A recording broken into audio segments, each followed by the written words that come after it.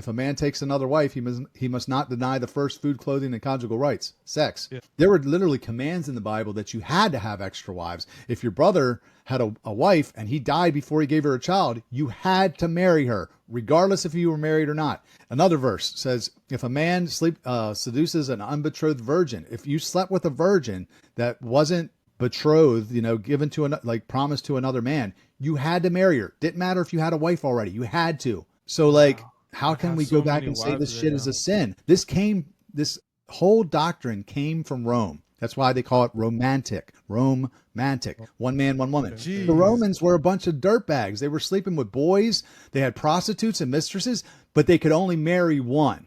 But they had all this other degeneracy going on, exactly like we do in the United States right now, because of a false doctrine. Even the church is co-signing this shit. They tell you that you can only marry one. Even this is wild. One last thing, I'll let you guys talk.